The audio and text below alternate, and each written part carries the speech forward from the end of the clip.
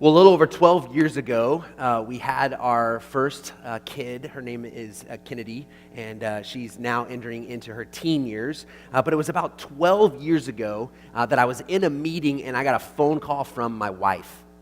And she was kind of hysterical, and she said, Kennedy just fell down our steps.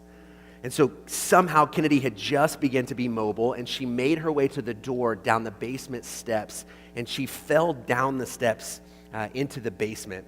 And so my wife just hears the pounding of my poor daughter going down these wooden steps into our basement. She calls me hysterical. She says, I don't know if she's okay. And so I rush home really quick, and I get there. And at that point, Kennedy is okay, and she's functioning, and it doesn't seem like anything's wrong. But the thing in the back of our mind was, what happened? Right? What did it look like for Kennedy to go down the steps? Did she hit her head? Did she flip? Did she slide? Right? We needed the truth of that moment, and so we didn't really know what to do. We obviously didn't want to send her down the steps again, but we needed a substitute. And so I had remembered that my dad had given me a bin of stuff from when I was a kid, and I remembered this was in the bin. This picture of this doll. I don't know if anybody knows what this is. This will age me a little bit, but this was called a My Buddy doll. I had a My Buddy doll, all right? And I'm not ashamed to say I had a My Buddy doll that went around with me. And so I thought, my buddy is about the size of Kennedy, and he needed a little weight, and so we put a book in his clothes. We stood my buddy at the top of the steps, and we pushed my buddy down the stairs. And can I just tell you, that was the worst thing we could have possibly done, right? He flipped and turned and banged his head the whole way down the steps. And we, for days, we're like, oh my gosh, did this happen to our poor little girl? But in that moment, right, there was something in us that we just needed the truth. And the way we went after it wasn't necessarily in the best way. It did more harm than good. We're looking at this letter that a guy named Paul wrote to some Christians. And in this, he is trying to get the listeners to believe the truth, right? But somewhere in the midst of all of this, it's been distorted, right? Some other people got a hold of the gospel, the good news of Jesus, and it got distorted. It got perverted, as Paul says. And these people started believing a different thing. And this thing was not the gospel at all. And so Paul, we've seen this for the last several weeks. We've seen Paul continually come back to, here is the truth. Here is the truth of the gospel. And so I can't recap all of this. If you've missed some weeks, if you want to go back and watch this on our YouTube channel, you can do that. But just really, really quickly, the main point of what we have talked about so far is Paul was not a follower of Jesus. He hated Christians. He was against Christians. He wanted to kill Christians. He was arresting and helping persecute Christians. But he has this but God moment. And I hope you remember that week, if you were here, that each one of us hopefully have had this but God moment where something has happened. That you have this former life, as we're going to look at in the reading today, but something happens and you have, my life would be different but God. I was in this position but God. And so that happens for Paul. And so Paul becomes a follower of Jesus. He helps other people follow Jesus. He plants these churches, and then he writes these letters to encourage them, to help challenge them, and other things. And so this is what we're reading right now, is this letter written to a group of Christians in Galatia, which is modern-day Turkey. And what he says to them is, look, you're broken. I'm broken. We're all broken people. We've been separated from God. But there's good news. There's good news because of Jesus and what Jesus has done for us. And it's Jesus alone that puts us back in right standing with God. It's only Jesus that can do that. It's this grace. It's this unmerited favor of God on our lives that is freely given to us if we just accept it. And he says, look, you can't add anything to it. The moment you add something to Jesus, you lose it all. Right? That it's actually Jesus plus nothing equals everything that you need. Right? And so he's telling these people this, and they've had this group of people, these Jewish people, who are coming behind. They're coming behind Paul, and they're like, we know what Paul's been telling you. Yeah, we believe in Jesus, but Jesus isn't quite enough. You've got to add some things to Jesus. And Paul says, you've missed it if you believe that. You can't add anything to Jesus. And last week, we looked at this idea that I think is fundamental to us if we're going to believe the gospel, if it's going to change our lives, and that is that we are adopted into the family of God. that God becomes our Father, that we are sons and daughters of a good Father in this family of God. And that is where we find our identity. We begin to imitate our Father, and our Father covers our shame and our regret and everything that's ever happened because he's a good Father. And we've talked about if you can live out of that, of being adopted into the family of God, that begins to change our lives. So today is going to be really, really interesting. We're going to look at this comparison that Paul makes between two things that normally I think we would say these have no correlation, but they are going to be closely connected. If you don't own a Bible, there should be a red Bible around you somewhere. We'd love for you to take that. You can write in it. That's our gift to you. If you have a phone and you want to pull it up on your phone, you can do that as well. But we're going to be looking in Galatians 4, and we're going to start in verse 8. I'm going to read it, and then I'll go back and break it down and give us some application. So Galatians 4, verse 8. The page number in there is for that red Bible that should be around you somewhere. It says this: "Formerly, when you did not know God, you were slaves to those who by nature are not God's. But now that you know God, or rather are known by God, how is it that you are turning back to those weak and miserable principles? Do you wish to be enslaved by them all over again? You are observing special days and months and seasons and years. I fear for you that somehow I have wasted my efforts on you. I plead with you, brothers, become like me, for I became like you. You have done me no wrong. As you know, it was because of an illness that I first preached the gospel to you. Even through my illness was a trial to you. You did not treat me with contempt or scorn. Instead, you welcomed me as if I were an angel of God, as if I were Christ Jesus himself. What has happened to all your joy? I can testify that if you could have done so, you would have torn out your eyes and given them to me. Have I now become your enemy by telling you the truth? Those people are zealous to win you over, but for no good. What they want is to alienate you from us so that you may be zealous for them. It is fine to be zealous, provided the purpose is good, and to be so always and not just when I am with you. My dear children, for whom I am again in the pains of childbirth until Christ is formed in you. How I wish I could be with you now and change my tone because I am perplexed about you." We're going to spend our most time in that first chunk, verse 8 through 11, but in the end, I'll get to 12 through 20. But this first part, I think, is one of the things that can be really dangerous if we don't understand. I think it can be dangerous to your life, to your faith, to your relationship with God if you don't understand what Paul is talking about here. Let me read it again, verse 8 and 9. "Formerly, when you did not know God, you were slaves to those who by nature are not God's." Again, he's using this before and after. We talked about this last week, that the trajectory of your life is changed when you begin to know the love of God. It's not that your trajectory changes and that you have no problems or that you won't ever get sick or that money might not be an issue. It's just that the hope that you have and the peace that you have and the joy that you experience, the trajectory of your life changes. That you used to have one life, that your life used to look one way, that you were in despair, and now, because of what you believe about God, the trajectory of your life is forever changed. And Paul says, formerly, previously, before you understood the grace and the gospel. I believe we all can have that former moment. That maybe you're in a place right now where you're struggling and you don't know what you believe about God and you think there is absolutely no way God could do anything in my life. That I'm too far gone. That you too can have a former moment. The trajectory of your life could be forever changed because of God's grace, because of Jesus. And so he's telling the Galatians, remember, you had this former life, this previous life, and in that previous life you were a slave to these gods who are not gods at all. And he uses this word, these miserable principles, or if you read it in other translations, these elementary principles. Paul is talking about pagan idol worship, right? He's talking about how in those days, the Greeks, the Galatians, they believed that there were all of these gods. So if you're a farmer and you've had a drought and a dry spell, you begin to wonder, how do I appease the God who is going to bring the rain? Right? What rituals, what traditions, what sacrifices do I need to do to bring the rain? Or if you're going overseas and you're going to be in the boat and you're afraid and the waves are crashing around you and you begin to say, all right, Poseidon, right? What do I need to do to calm you down?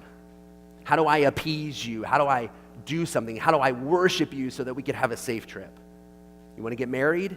Aphrodite. If you want to have kids, it's the fertility gods. You're always trying to figure out who is in control of this area. And I must figure out how do I worship them in a way where I get them to do what I want them to do. And so what Paul is saying is that used to be what you did. That those were your gods and you were enslaved to them. You belonged to them. See, idols are anything that we worship that takes the place of God. And so that's what's happening to the Galatians formerly. They had these idols, these things that they thought would give them everything that they needed. And in the Greek language, the original, it literally meant the worship of an illusion. I mean, just think about that. That the idols, these gods that Paul says were no gods at all, they were just worshiping an illusion, this belief that there was something out there that would do something for them. If they just said the right thing or offered the right sacrifice, that maybe the rain would come. Maybe I would find that person to marry. Maybe we would have children, but I have to do the right thing. I have to have the right ritual to get it done. And so maybe things have changed for us. Maybe we don't necessarily believe in those gods, and some people still do. But here's what I know about you, because I know it's true about myself, is our hearts are idol factories. We will constantly be producing something or looking for something to give us satisfaction or peace or clarity to our lives or fulfillment, purpose. We're always looking for something to do that. So you could ask yourself these questions. If only I could have blank, everything would be okay. Man, if I could just get that, then I'd be satisfied and I'd have peace. I'm not asking for much. I just need that one thing. Well, that thing becomes your idol. That becomes the worship of an illusion, of something that will bring satisfaction to your life. Or if you felt the desperation that you knew would go away if only you were acknowledged or loved by fill in the blank. If only he would accept me. If only she would love me. Then everything would be okay. It becomes this worship of an illusion. We believe people are what will satisfy us. And they become an idol. They become our God. And when you think about losing any of those things, when you think about losing anything that has given you hope and purpose and fulfillment and satisfaction, does it bring this anxiety and fear to your life? This overwhelming sense of fear. If I lost that, I would lose it all. I would no longer have what I need. And so for many of us, it's money or it's success, but can I just talk about something that maybe is not talked a lot about? And that is, I think family becomes something that we worship. I think family has become a dangerous idol. And this is what I mean by that.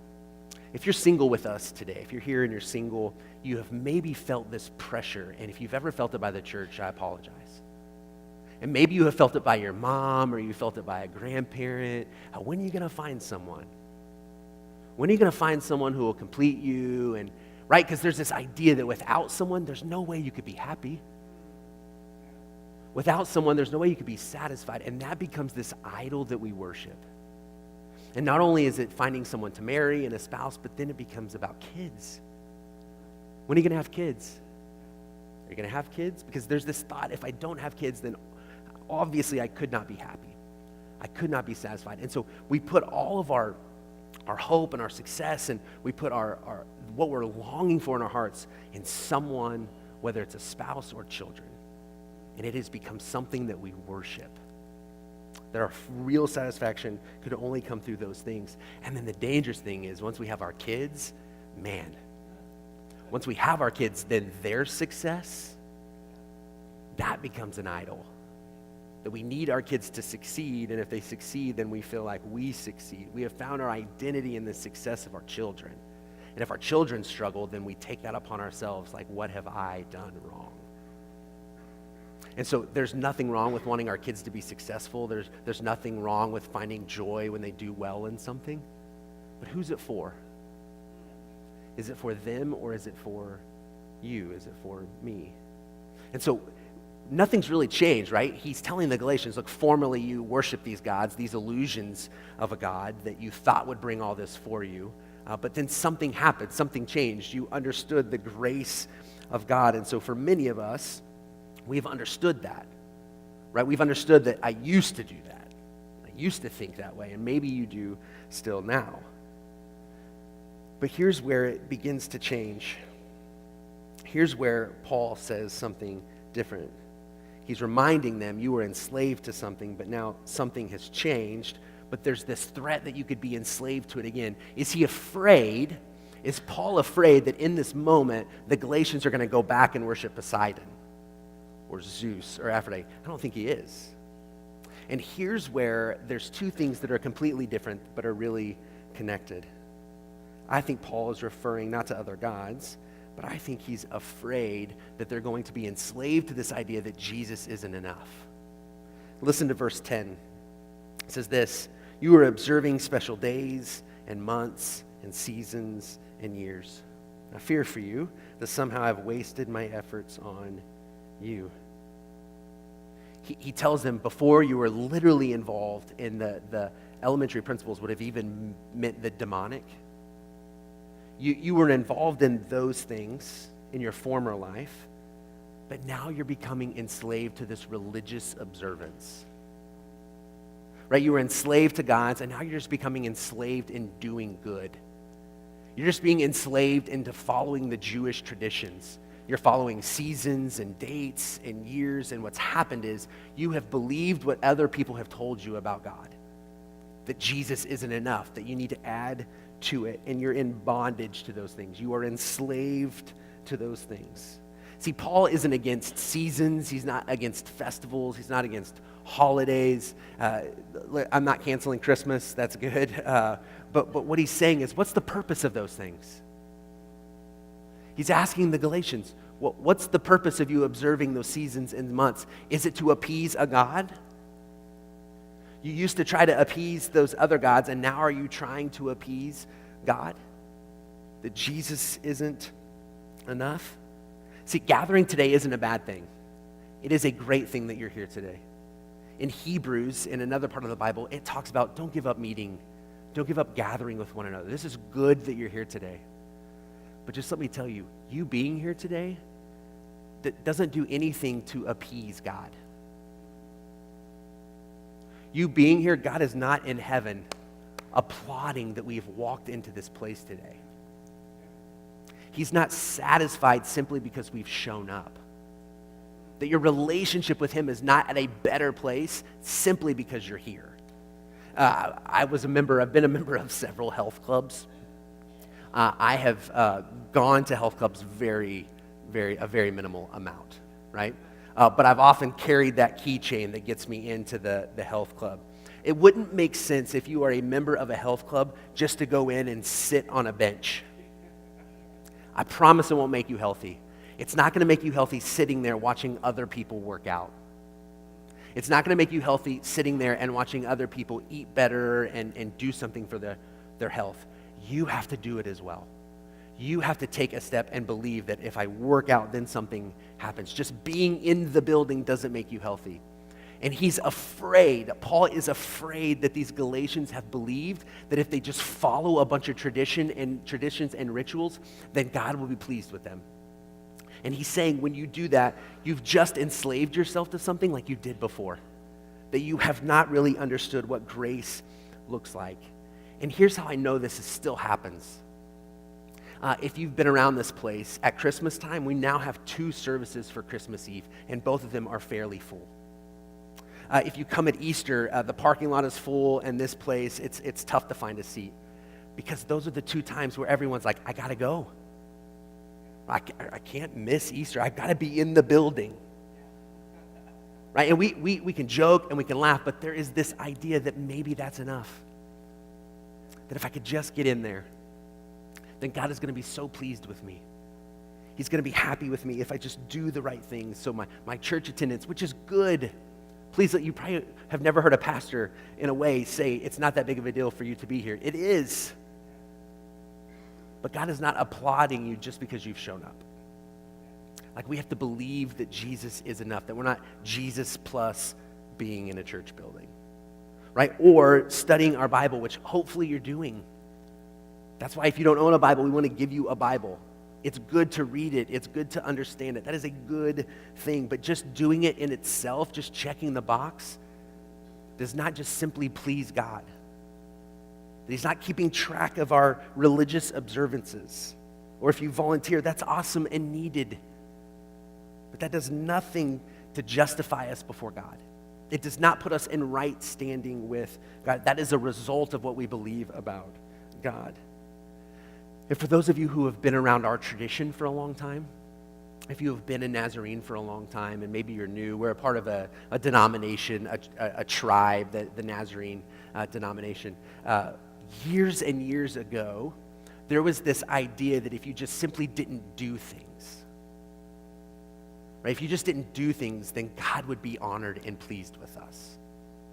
Like it wasn't because of our relationship with God that we didn't do those things, but it was out of this fear, right? So when I started following Jesus as a teenager, and I didn't have a lot of the baggage of that, but when I started getting a little older and I was around other people, they talked about how they were afraid of stepping into a movie theater. Like you could watch movies at home, you just couldn't step into a movie theater, or dancing, or there were these other things, and that's definitely changed, thankfully. But there was this idea that God would simply be pleased with me just with some external decisions. And Paul is saying, if you believe that, if you could believe that you could just earn yourself to a right relationship with God, then you've enslaved yourself to gods that are really no gods at all. That you don't understand the grace of God.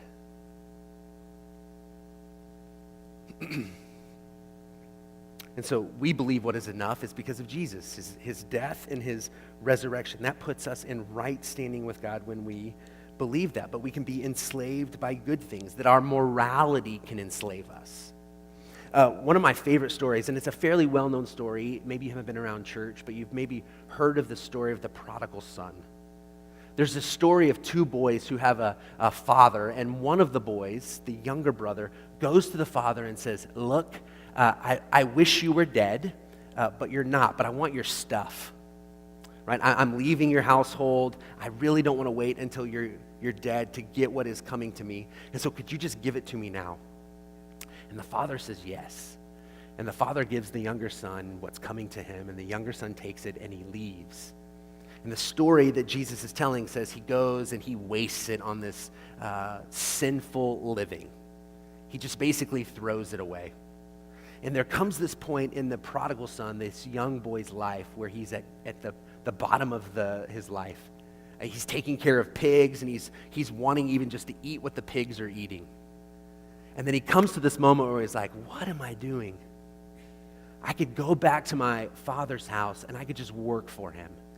And he comes up with a speech. If you've ever done anything wrong, you're like, man, I got to go admit that I've done this. I got to come up with a speech to tell the person that I've hurt. This guy does this. This son does this. And he makes his way back. And the father is standing on the porch looking for his son. And the boy begins to make his way back, and the father doesn't wait. The father leaves the porch, and he goes running to his son, and he grabs him, and the son begins to tell the story, and the father's like, no, it doesn't matter. Bring the ring, bring the robe. We're going to throw a party because you're home. Right? In the moment, there is absolutely nothing this younger brother could do. The father said, you're good. You've come home. You have turned back to me, and that is enough. You are welcomed back into the family. And they throw this party, and the dad comes, and he's looking for his older son. And as the older son can't be found, and he finds out he's in the back. And what he's doing is he's sulking. He's mad because the father is throwing this party for his son, for his younger brother, who has wasted everything. And so the father, again, goes out to the son. So there's this idea that both of them needed the father. Both of them needed the father to make the move first, and he does. And both of them wanted the father's stuff without really wanting the father. See, what the older son is upset about is because his dad never threw a party for him. And what he says is, look, I've always been here. I've never walked away from you. I always do right. His morality got in the way of knowing the grace and love of his Father. He just wanted his Father's stuff. There was an invitation to both of them.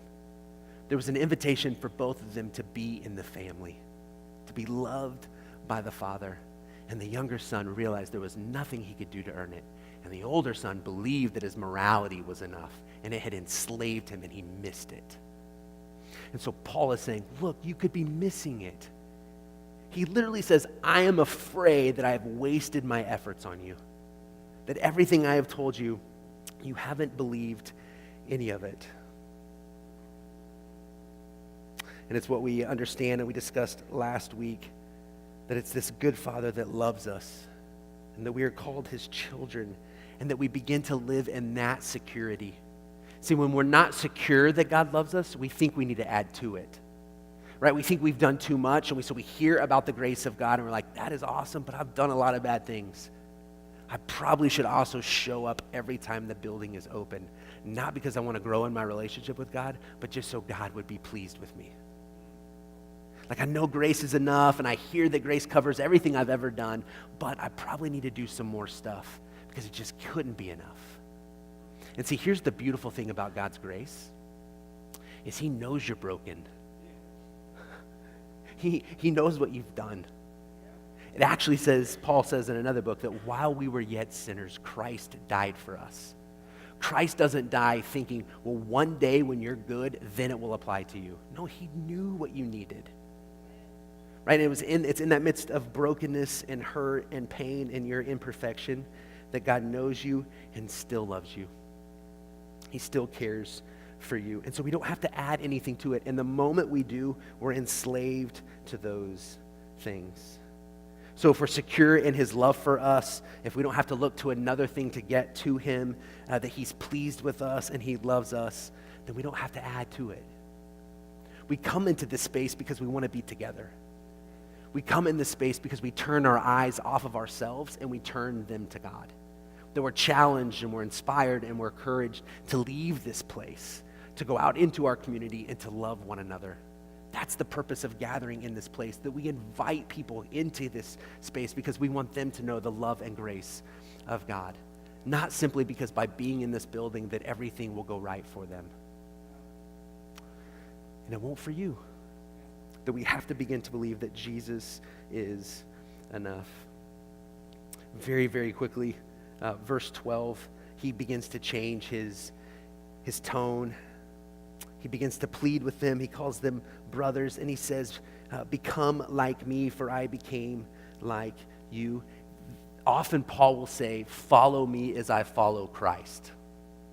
What Paul is saying is, look, I have learned what it means to be free. Paul has said, I learned what it means to have a lot, and I've learned what it means to have little, and I've found content in both of those. That Paul has been arrested, that he's been beaten, and in the midst of all of that, Paul is okay.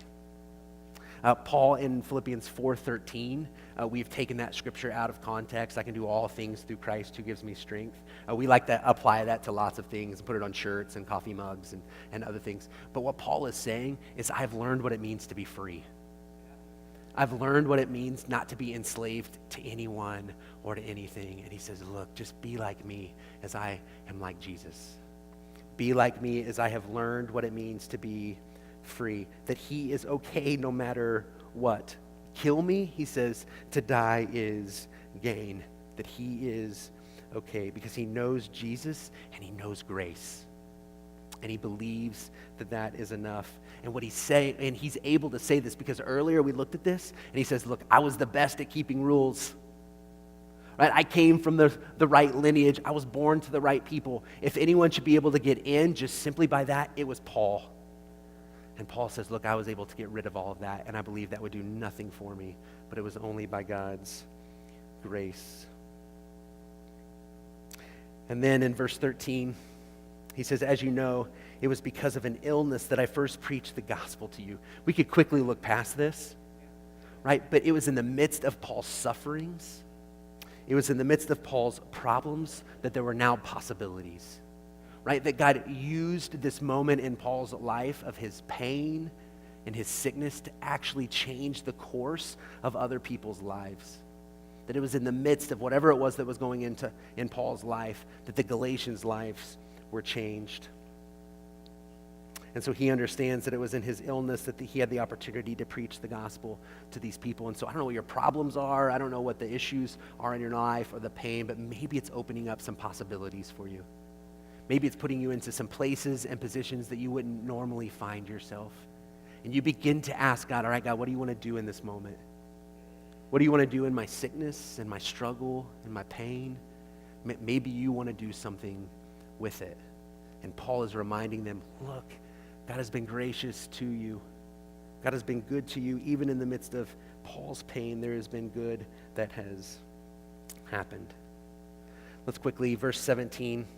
He's talking about the people who were coming behind him, and he says, those people are zealous to win you over. The people who are coming behind and saying, look, Jesus isn't quite enough. You need to add to Jesus.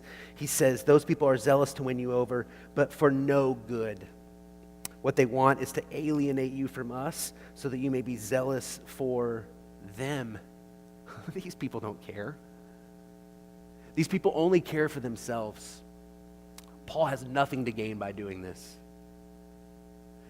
Paul's not earning anything by telling them about grace, but those other people are wanting to get something out of it. Those heretical teachers, they're going to great strengths to flatter people. Their motives are rotten. The Message version says they want to shut you out of the free world of God's grace so that you will always depend on them for approval and direction, making them feel important. And Paul says, look, I'm not looking for fans. Paul says, I'm looking for people who will follow Jesus. And so as I stand before you and I teach you, just know that I'm not looking for fans. I don't really care about becoming Instagram famous, and I follow all these really famous pastors who are doing amazing things. All I want is for us to follow Jesus.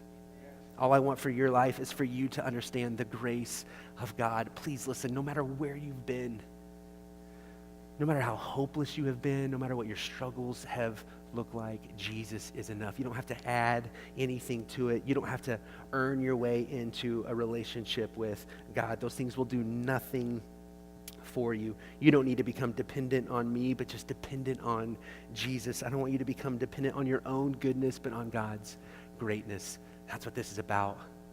Paul is saying, look, you knew this. You were in the midst of worshiping gods that were not gods at all. That was your former life, and then all of a sudden you believed in grace, but then something happened, and now you're just enslaved to something new. You're enslaved to this idea that you'll begin to earn God's love. And he pleads with them, and then he ends that this picture of a woman in childbirth, this pain that Paul is feeling for his people, that he wants them to experience Christ in their life. That's what Paul cares about. That's what I care about. I would never want you to leave this place thinking that you could earn God's love. That no matter where you're at right now, it is available to you. It is free to you. All you must do is just believe and accept it for your own life. And then the trajectory of your life is forever changed. But for some of you have believed that, but then grace has not been enough to sustain you. You struggle, things don't go right, and you begin to wonder, is God not pleased with me? And you're living in fear, and there is no fear in perfect love. No fear. There's this love that God has for you. You don't have to be afraid of that. Your security comes in what God has done for you, not what you're doing for God. Greg's going to come up and close this morning with a song. And I just hope maybe there's never been a moment in your life where you have said, look, I want to believe in that grace for the first time. And maybe today's it. Now, that's between you and God. There's this moment that you could have even as you're sitting where you're sitting. I'd love to know if you ever made that decision so I could pray with you. I could walk alongside of you. But there's nothing special you have to do. You just begin to speak to God in your own language. And then for some of you that maybe you've begun to believe that your goodness is what will put you in right standing with God. Would you just go back? Would you just go back to God's grace and believing that that is enough? Would you stand with me as I pray, as we sing? Father, I'm just thankful that as a teenager, I learned about hope for the first time.